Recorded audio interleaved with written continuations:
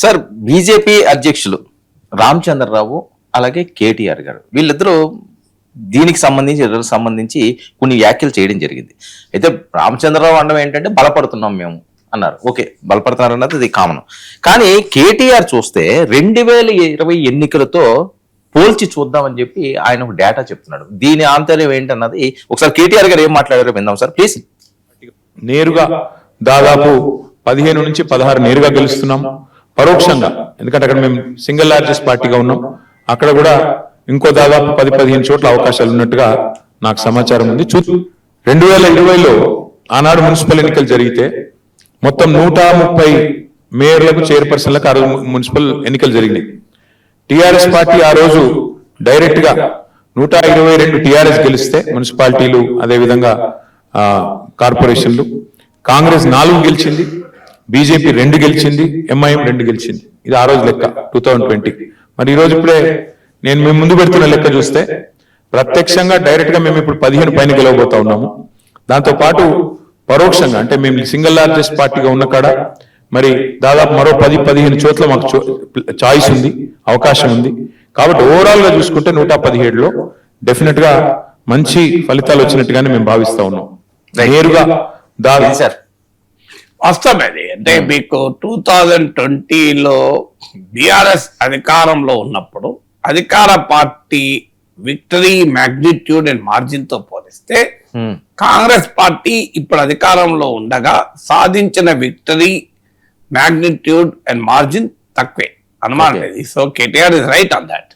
Result చూస్తే బిఆర్ఎస్ అధికారంలో ఉన్నప్పుడు సాధించినంత గొప్ప విజయాన్ని కాంగ్రెస్ పార్టీ సాధించలేకపోయింది. కానీ ఫ్రమ్ ద కాంగ్రెస్ స్టాండర్డ్స్ ఇది పెద్ద విజయం అంట. నేను ప్రతి పార్టీని ఆ పార్టీ స్టాండర్డ్స్ చూడాలి. కాంగ్రెస్ పార్టీ బీఆర్ఎస్ లో ఉండే ఒక ఏకోన్ముఖమైన పరిస్థితులు ఇక్కడ ఉండవు కదా. అందువల్ల మీకు 2020లో కాంగ్రెస్ పార్టీ అప్పటికే అధికారానికి దూరమై 6 ఏళ్ళు అయింది. పార్టీలో ఉన్న ఎమ్మెల్యేలంతా గెలిచిన వాళ్ళు గెలిచినట్లుగా సగం మంది కన్నా ఎక్కువ బీఆర్ఎస్ లో చేరుతున్నారు. కాంగ్రెస్ పార్టీని ఎక్కడికెక్కడ నాశనం చేసేందుకు కేసీఆర్ సర్వ ఆయుధాలు వాడుతున్నాడు. కాంగ్రెస్ దేశంలో అధికారంలో లేదు, రాష్ట్రంలో అధికారం లేదు, మోటివేషన్ లేదు. అలాంటి పరిస్థితుల్లో ఎన్నికలు జరిగాయి. దీనికి భిన్నంగా ఇప్పుడు బీఆర్ఎస్ అధికారాన్ని కోల్పోయి కేవలం 2 years అయింది. సో అందువల్ల ఇంకా అధికారంలోకి వస్తామన్న ఆశ క్లియర్ గా బీఆర్ఎస్ లో ఉంది. సో అందువల్ల బీఆర్ఎస్ లో ఆ కసి మాత్రం కనబడుతుంది. That is a fact. ఇప్పుడు మీకు 2024 లోక్సభ ఎన్నికల తర్వాత బీఆర్ఎస్ లో కసి తగ్గాలి, బీజేపీలో పెరగాలి. కానీ బీజేపీలో పెరగలేదు, బీఆర్ఎస్ లో తగ్గలేదు, పెరిగింది ఇంకా. సో మీకు 35% నుంచి 17% పడిపోయాక బీఆర్ఎస్ పరిస్థితి చాలా భయంకరంగా ఉండాలి. 10 ఎమ్మెల్యేలు కోల్పోయాక, పార్టీ నుంచి మారిపోయాక. బట్ ఆ మేరకు బీఆర్ఎస్ నాయకత్వాన్ని అప్రిషియేట్ చేయాల్సింది అంటే కిల్లర్ ఇన్స్టిట్యూట్ తో పార్టీ నిలబెట్టుకుంటున్నారు. సో మీకు ఆ హరీష్ రావు, కేటీఆర్ కానీ హరీష్ రావు కానీ, సో వీళ్ళు ఫీల్డ్ మీద ఉండడము, కేసీఆర్ వెనకాల నుంచి స్ట్రాటజీ ఇవ్వడము. సో బీఆర్ఎస్ మాత్రం లైవ్లీగా ఉంది పార్టీ. సో చాలా మంది ఊహించినట్లు అంటే ప్రతిపక్షంలో కాంగ్రెస్ ఉన్నప్పుడు చతికిలబడినంతగా ప్రతిపక్షంలో ఉన్నప్పుడు బీఆర్ఎస్ చతికిలబడలేదు, అది రియాలిటీ. కానీ బట్ ఆ కంపారిజన్ తో బీఆర్ఎస్ సాధించేది ఏంటి? ఇప్పుడు 2020లో మీరు నిజమే, కానీ 23లో ఎట్లా అసెంబ్లీ ఎన్నికలు ఓడిపోయారు, ఎట్లా ఓడిపోయారు? 2020లో 130లో దాదాపు అన్ని గెలుచుకున్నాం అన్నారు కదా, 123లో 123లో. మరి ఆ రిజల్ట్ తో పోలిస్తే మరి అసెంబ్లీ ఎన్నికలు ఎట్లా ఓడిపోయారు? అసెంబ్లీ ఎన్నికలకు వచ్చే వరకు 2018తో పోలితే 23లో 10% డ్రాప్ అయింది ఓటు. అందువల్ల మన ఎలక్షన్స్ ఎంత డైనమిక్ గా ఉంటాయి దానికి ఇది ఉదాహరణ. అందుకే ఒక ఎన్నికను మరో ఎన్నికతో కంపేర్ చేసి ఇప్పుడు చూడకూడదు. సార్ ఈ హంగ్ పరిస్థితి ఏంటి? హంగ్ పాలిటిక్స్ తెలంగాణ రాష్ట్రం హంగ్ పరిస్థితి అయితే చాలా మీకు అదొక జంగ్ సైరన్ లో హంగ్ లాగా మీకు హంగ్ ఉంటుంది. ఇప్పుడు నేను రఫ్ గా క్యాల్కులేట్ చేస్తే నేను మాట్లాడుతున్న సమయానికి అరౌండ్ 26 మున్సిపాలిటీలో హంగ్ ఉండొచ్చు. అవును, మీకు హంగ్ లో సమస్య ఏంటంటే 3 పార్టీలు, కాంగ్రెస్, బీఆర్ఎస్, బీజేపీ. మీరు ఇది వాస్తవంగా సర్పంచ్ ఎన్నికలంటే పార్టీ జెండా ఉండదు కనుక నడుస్తుంది. ఇక్కడ పార్టీ బహిరంగ పెట్టుకుంటారు. చాలా అనూహ్యమైన అలయన్సెస్ ఉంటాయి. రాజస్థాన్ లో భారతీయ ట్రైబల్ పార్టీ గెలవకుండా కాంగ్రెస్ బీజేపీ రూపొచ్చు పెట్టుకున్నారు. మన దగ్గర ఐ థింక్ మీకు మీకు మన దగ్గర కూడా ఆ రకమైన మణికొండలు అనుకుంటాను అన్న అసహజమైన పొత్తులు కుదిరాయి. సో ఇప్పుడు ఒక పాసిబిలిటీ ఏంటంటే అసహజమైన పొత్తులు కుదరాలి, అంటే కాంగ్రెస్ బీఆర్ఎస్, కాంగ్రెస్ బీజేపీ కలవాలి. బీజేపీ అయితే ప్రకటించినట్టు నాకు వార్త చూశాను నేను, మేము ఎవరితో కలవమని. ఎందుకంటే వాళ్ళు కాంగ్రెస్ తో కలిస్తే దేశంలో బదనాం పెట్టారు, బీఆర్ఎస్ తో కలిస్తే కాంగ్రెస్ పొలిటికల్ నరేటివ్ పై చేయి సాధిస్తాయి. చూడండి, మేము మొదలు చెప్తున్నాం బీజేపీ బీఆర్ఎస్ ఒకటే అని. సో అందువల్ల వాళ్ళు ఇండిపెండెంట్ గా ఉండాలని నిర్ణయించుకున్నారు. ఇప్పుడు వన్ పాసిబిలిటీ ఏంటంటే పెద్ద ఎత్తున బేరసారాలు నడుస్తాయి. మీరు ఆరోపణలు వస్తాయి, అధికారంలో ఉన్న వాళ్ళు దుర్వినియోగం చేసుకుంటారు, డబ్బు ప్రభావం మామూలుగా ఉండదు. హంగులో మాత్రం ఇక మున్సిపల్ కౌన్సిల్ ఏమి ఇక పండుగ చేసుకోవచ్చు. వాళ్ళ రేటు మామూలుగా పెరగదు, బంగారం కన్నా వేగంగా పెరుగుతుంది రేటు. సో తరాజు వల్లగా వాళ్ళ డిమాండ్ పెరిగిపోతాయి. బహుశా మీకు పెద్ద ఛాలెంజ్ ఏంటంటే బీఆర్ఎస్ కు తన బీఆర్ఎస్ కు బీజేపీకి కూడా తమ కౌన్సిల్ నిలబెట్టుకోవడం పెద్ద ఛాలెంజ్. బీజేపీకి కూడా ఛాలెంజ్ ఏంటంటే రాష్ట్ర వ్యాప్తంగా అన్ని మున్సిపాలిటీలో తన ప్రభావం చూపడం కొరకు బీజేపీ ఏం చేసిందంటే ఎవరు పడతాం వాళ్ళ టికెట్లు ఇచ్చింది. ఒరిజినల్ ఐడియాలజికల్ బేస్ ఉన్న బీజేపీ కాదు.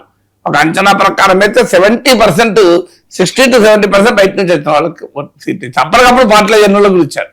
వాళ్ళంతా ఎందుకుంటారు? ఇప్పుడు బీజేపీతో గెలిచారు కానీ వాళ్ళు ఉంటారు. సో ఇప్పుడు పార్టీలకు బీజేపీకి కానీ బీఆర్ఎస్ కానీ ఇది ఒక challenge. They have to keep their flock together, అంటే వాళ్ళ మనుషులు వాళ్ళు కాపాడుకోగలరా? సో కాపాడుకోలేనప్పుడు ఏమవుతుంది అనేది ఒక పెద్ద ఛాలెంజ్. సో అందువల్ల ఈ పొత్తులైతే బహిరంగంగా మూడు పార్టీలు 2 పార్టీలు పొత్తు పెట్టుకోలేవు. బహిరంగంగా కానప్పుడు ఏమైతుంది, మరి వాళ్ళను వీళ్ళ ఎవరో లాక్కుండే ఉంటది. అధికారంలో కాంగ్రెస్ ఉంది కనుక కాంగ్రెస్ కౌన్సిలర్లను లాక్కోవడం అంత సులభం కాదు. అందువల్ల బీఆర్ఎస్ తన కౌన్సిల్ నిలబెట్టుకోవడం కూడా ఒక పెద్ద సవాల్ అవుతుంది. అందుకే బీఆర్ఎస్ నాయకత్వం మేమే అధికారంలో వస్తాం, 1 yearలో కేసీఆర్ సీఎం అవుతాడు, 2 ఏళ్లలో సీఎం అవుతాడు, 3 ఏళ్ళు సీఎం అవుతాడు ఎందుకు చెప్తున్నాడు? తన వాళ్ళని నిలబెట్టుకోవడానికి జరిగే ప్రయత్నం. సో బీజేపీకి అందుకే బీజేపీ ఇప్పుడు ఇళ్ళకనే పండుగ కాదు. బీజేపీకి మేము మొత్తం రాష్ట్రం అంతా మా కాషాయ కలర్ కనబడుతుందంటే ఎవరు ఎంతకాలం మిగులుతారో ఎవరికి తెలుసు. సో లాస్ట్ చూడాలి ఎంత మిగులుతారు, స్వతంత్రులు ఉంటారు.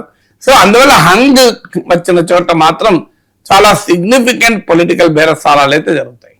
సార్ దీనికి కూడా విప్ అది జారీ చేయడం దీనికి ఏముంటుంది? దీనికి యాంటీ డిఫెక్షన్ లా అసెంబ్లీలో యాంటీ డిఫెక్షన్ లాగే దిక్కులేదు.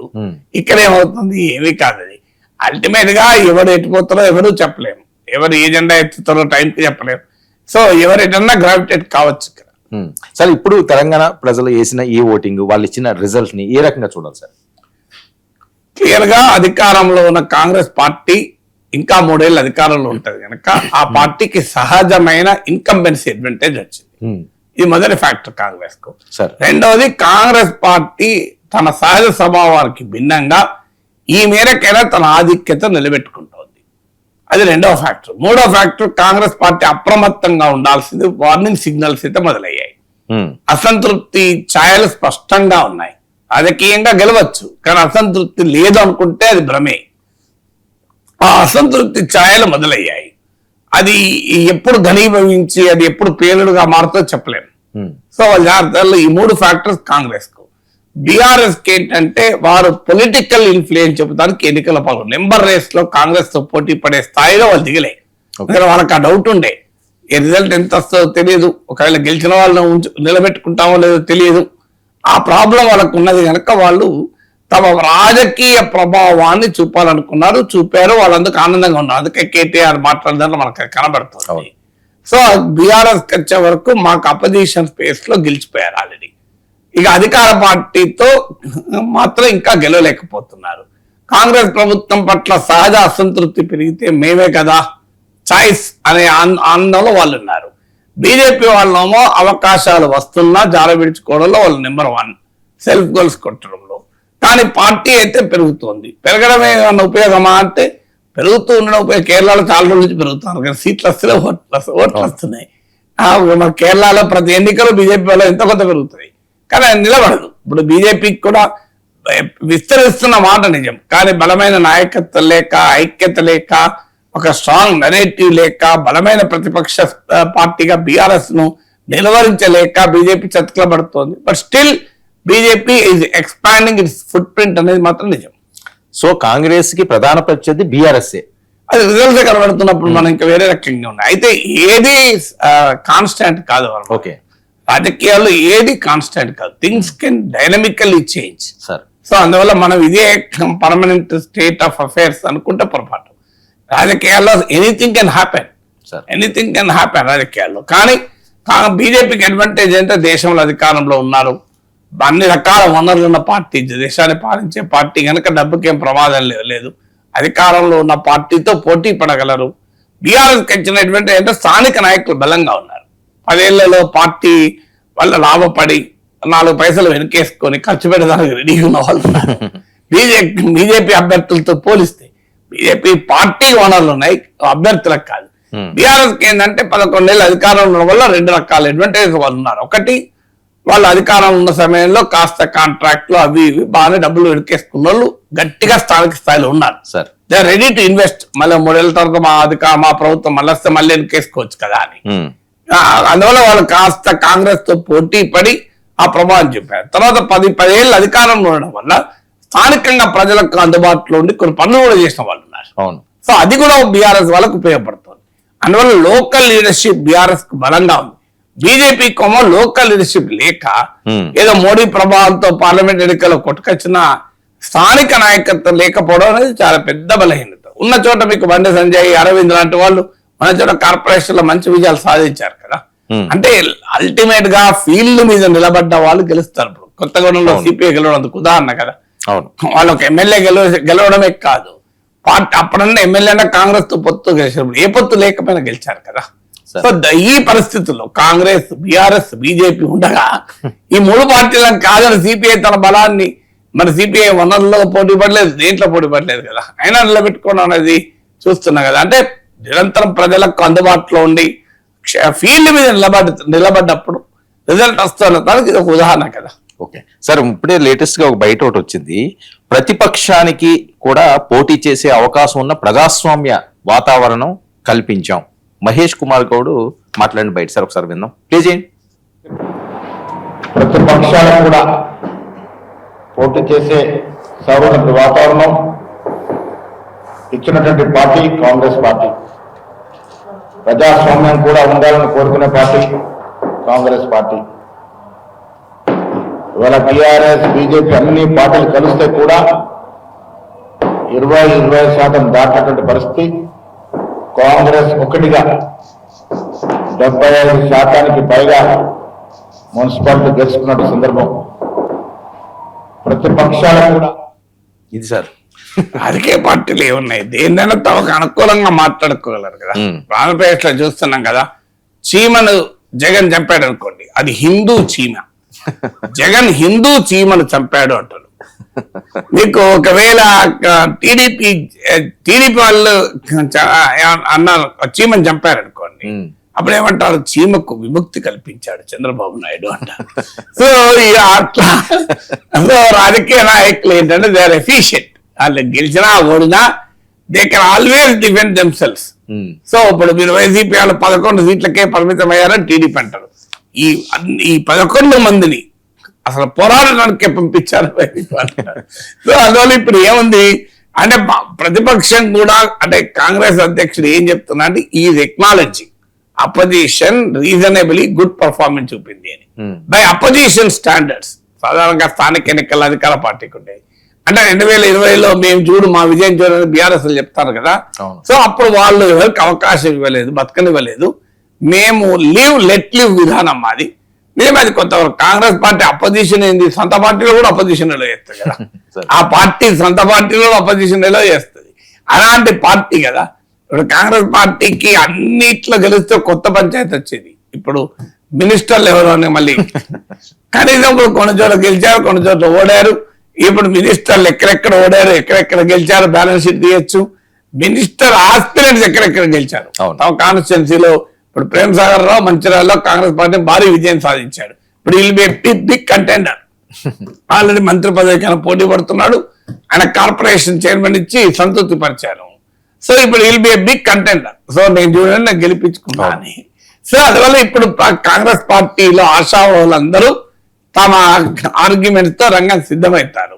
సో అందువల్ల డెఫినెట్ గా కాంగ్రెస్ పార్టీ ఆ మేరకు ప్రతిపక్షాలను ఎవరిని బతకనీయకుండా చేసే వాతావరణం కాంగ్రెస్ పార్టీకి లేదు కదా, సార్. దేశంలో లేదు, రాష్ట్రంలో లేదు.